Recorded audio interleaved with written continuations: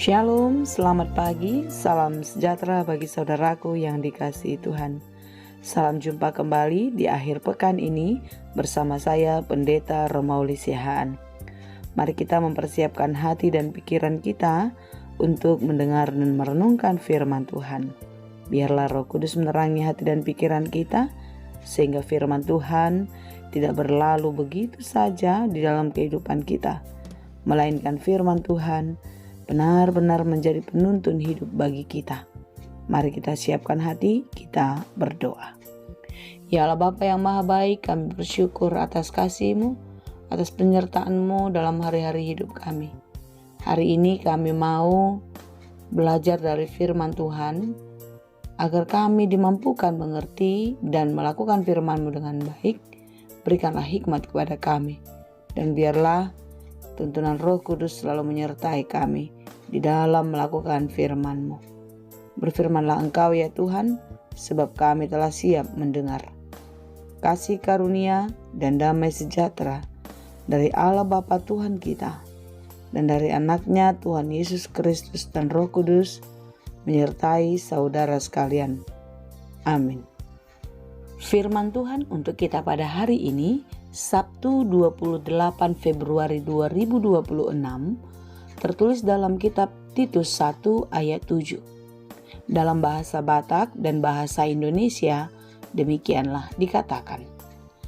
Ai anggo situa sadok nasojadi hasurahan, naing masongon juara bagas ni debata. Unang siula roha-roha, unang parpiri-piri, unang sisobur tuak, unang parbada, unang parpangomo sian nasoture. Sebab sebagai pengatur rumah Allah, seorang penilik jemaat harus tidak bercacat, tidak angkuh, bukan pemberang, bukan peminum, bukan pemarah, tidak serakah. Demikianlah pembacaan firman Tuhan. Saudaraku yang dikasihi Tuhan, sebagaimana yang dikatakan dalam renungan kita pada hari ini, mengingatkan kita di dalam melayani Tuhan harus dengan sungguh-sungguh, ketulusan, dan tentu ketulusan itu terlihat melalui kehidupan kita setiap hari. Hidup kudus tak bercacat, tak bercela, di mana itu akan terus terjadi di dalam kehidupan kita, sekalipun kita sedang di dalam aktivitas atau pekerjaan kita sehari-hari. Hidup yang berintegritas. Pelayanan yang sesungguhnya adalah orang-orang yang memberikan hati dan pikirannya secara total dan loyal terhadap pelayanan itu sendiri. Tidak bercela bukan berarti manusia atau pelayan itu tidak berdosa, tetapi dia akan meminimalisir dosa itu terjadi di dalam kehidupannya. Artinya dia tidak memberi kesempatan bagi orang lain untuk mencela, menjatuhkan, dan juga tidak memberi kesempatan kepada dosa itu di dalam kehidupannya. Lalu tidak pemberang, tidak pemarah, tidak angkuh. Artinya hidupnya terkontrol. Dia bisa mengendalikan emosi. Melayani Tuhan berarti bisa menguasai diri. Kesombongan dan amarah tidak meledak-ledak. Karena apa? Karena ia menyadari itu semua akan merusak persekutuan. Jika dikatakan lagi hidup kudus, berarti hidup yang melepaskan segala keinginan-keinginan dunia. Tetapi hidup yang selalu merindukan atau hidup yang selalu melakukan hal-hal yang baik yang sesuai dengan kehendak Tuhan. Saudaraku yang dikasihi Tuhan, renungan ini memanggil kita semua untuk mengoreksi kehidupan kita. Di dalam pelayanan kita, apa yang sudah kita lakukan dan seperti apa kita melayani Tuhan. Banyak pelayan melakukan tugas pelayanannya untuk mendapatkan kehormatan, atau untuk mencari-cari kesenangan, atau mencari kebahagiaan diri, kepuasan. Bukan, saudara. Ketika kita melayani Tuhan, maka yang harus kita bahagiakan, harus kita senangkan adalah Tuhan. Jadi sebagai pelayan di tengah-tengah gereja, di tengah-tengah persekutuan, marilah kita hidup di dalam saling menjaga tutur kata, menjaga hati yang saling menghargai, lalu saling memberi hormat kepada seorang dengan yang lain. Di sanalah terlihat loyalitas kita di dalam pelayanan itu. Karena apa? Karena dengan itu semua kita menyenangkan Tuhan. Saudaraku yang dikasihi Tuhan, renungan kita pada hari ini terus mengingatkan kita akan ketulusan, kemurnian hati di dalam pelayanan. Kita tidak boleh melihat orang lain itu rendah, melihat orang lain itu bercela. Tetapi renungan ini mengajak kita untuk mengintrospeksi diri kita, memeriksa hati dan pikiran kita. Bagaimana sebenarnya motivasi kita di dalam berpelayanan di tengah-tengah gereja?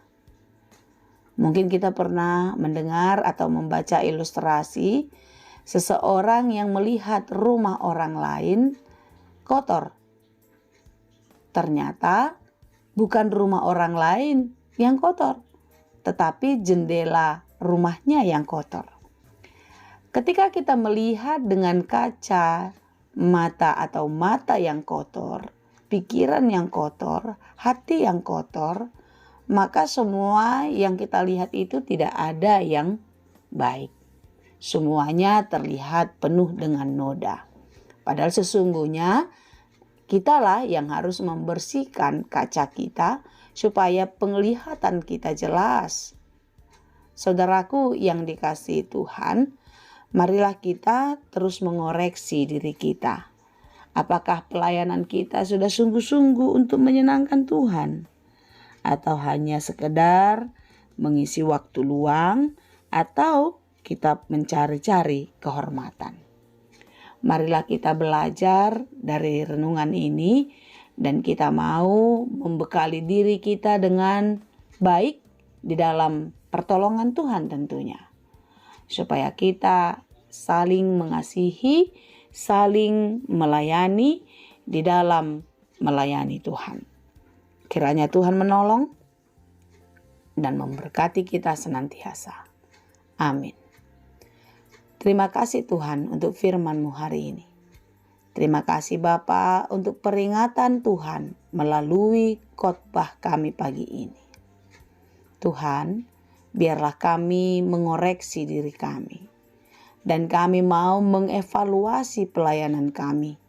Jika selama ini pelayanan kami hanya untuk menyenangkan diri kami. Kami mau menyenangkan Tuhan. Tentu ketika kami mau menyenangkan Tuhan, kami sungguh-sungguh melayani Tuhan dengan hati yang murni, dengan tidak bercacat, tidak angkuh, tidak pemarah. Tetapi kami hidup di dalam kasih, hidup di dalam kepedulian dan penuh empati. Karena itu tolonglah kami Tuhan, mampukanlah kami untuk dapat menyenangkan Tuhan di tengah-tengah kehidupan kami. Biarlah setiap kami dipanggil menjadi pelayan-Mu. Menjadi pelayan Tuhan berarti kami menyaksikan kebaikan Tuhan dan mengimplementasikan kebaikan itu melalui aktivitas kami setiap hari. Dan biarlah apa yang kami lakukan berkenan kepadamu dan di dalam perbuatan kami Tuhan dipermuliakan. Terima kasih Bapa, kami serahkan seluruh kehidupan kami ke dalam tangan pengasihan-Mu. Anugerah Tuhan kita Yesus Kristus, kasih karunia Allah Bapa, dan persekutuan Roh Kudus, itulah kiranya yang menyertai dan memberkati kamu sekalian. Amin.